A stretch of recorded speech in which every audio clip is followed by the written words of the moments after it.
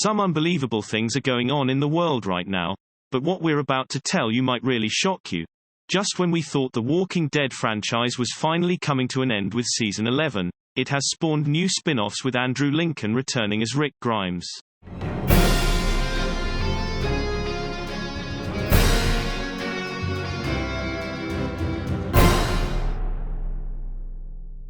Long gone are the days when people talked about the show, and even followed it through, but for many years, the franchise has grown into various series set in the same world. Fear the Walking Dead, World Beyond, Tales of the Walking Dead, Isle of the Dead, and now a Daryl spin-off and a Rick and Michonne spin-off too. When will The Walking Dead end, and how do you keep up with everything that's going on? How does it keep running if you rarely ever hear about it? Has the franchise itself turned into a zombie? And most importantly, who really still cares about it? Well, let's go some years back in time, to the faraway year 2003. In the year 2003, Robert Kirkman wrote the very first number of The Walking Dead, a cool comic book that became successful in no time. It told the story of police officer Rick and how he woke up from a coma to find out he's now in the middle of a zombie apocalypse. The comic had a pretty successful run, and what's even more, it got so popular that in 2010, on Halloween night, AMC premiered a TV show adaptation of the comics. The Walking Dead was incredibly successful, receiving several awards and nominations. With an incredible viewer count, it was quickly renowned for a second season which premiered the next year. The first season adapted content from the first few issues of the comic, and so it would be for the next few seasons.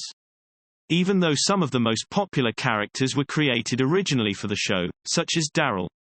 But after some seasons, the show completely deviated from the comics and became its very own thing. The ratings for the show have been dropping dramatically for the later seasons. Now it's been over 10 years and it has finally been revealed the 11th season of AMC's The Walking Dead is bringing the show to its end. Or so we thought. There have been some spin-offs of the show too. Such as Fear the Walking Dead, which has been going on for 7 seasons now. Incredibly, none of these shows seem to be able to retain the ratings, but what's even more incredible is that for some reason, they keep trying to exploit the franchise. There have been many video games based on the Walking Dead universe too, and none of them has seen any success. But they just won't stop. There are even more spin-off series and even movies to be released based on the characters Isle of the Dead, Tales of the Walking Dead, and the unnamed Daryl-based spin-off are just a few. These are either in production or just about to start filming. But let's be honest, keeping a show alive for so many years is really hard. Bigger shows like Game of Thrones or Breaking Bad didn't even try to do this. And the main reason is that it dilutes the story so much that it becomes nonsense. After so many years you won't have a solid fanbase, especially if you have to constantly keep changing most of the characters and storylines to try and somehow keep it afloat. The most sensate thing to do at this point would be to just pull the plug, and give the franchise a resting place. The Walking Dead needs to end, and permanently. Instead, the franchise itself has become like its subject matter. The franchise has itself become a zombie. Sometimes in life, you love something so passionately and deeply that you end up hating it. You resent it for wasting your time and the kaleidoscope of emotions you invested into it. That's the exact way I feel about the Walking Dead TV series. Reading about the show's cancellation didn't surprise me one bit. Instead, I questioned why someone hadn't driven a stake through its head several seasons ago. You see, I loved The Walking Dead. Even before the show arrived on the TV screen, I picked up the comics by Robert Kirkman, Tony Moore, and Charlie Adlard. I absorbed every page and detail. Understanding what I held in my hands was more than a book about zombies. Much like George A. Romero's seminal work, this wasn't just a horror. It was a drama and a critical analysis of humanity. It showcased the darker side of human behavior and how the apocalypse will only be made worse by the selfishness and myopic view of humans.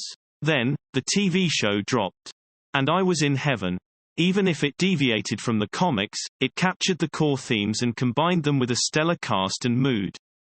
There was an unpredictability to the show that served as a precursor to all the tension and nail-biting drama of Game of Thrones. You just never knew who was going to survive, making you fear getting too attached to the characters. It was a formula that worked for several seasons as Rick Grimes and the other survivors moved from post to post, hoping to create some semblance of ordinary life. Season after season, the audience would tune in, even when the spin-off show Fear the Walking Dead debuted to a positive fan reception. The Walking Dead was a drug, and we couldn't get enough of it.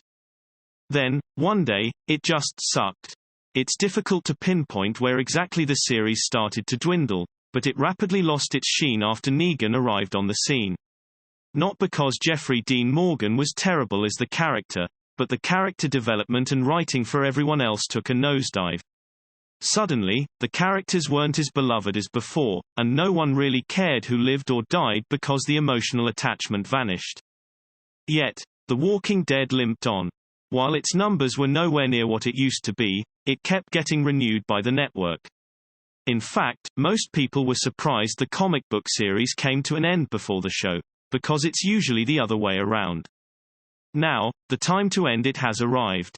Well, not entirely, as there are plans for other movies and other things in this universe, but the core narrative looks done and dusted. And it's a bittersweet moment. Half of me remembers what the show used to be, and how it single-handedly reinvigorated the zombie genre, but then I also consider the apathy and resentment I have towards the latter seasons. In many ways, The Walking Dead is a lesson in overstaying your welcome.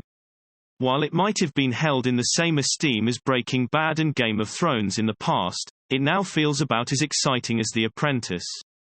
It might have started out as a best friend who'd bring the Xbox and pizza every Sunday night, but it quickly degenerated into the houseguest who steals your underpants and licks the clean spoons. The Walking Dead is finally dead. Goodbye and please stay dead.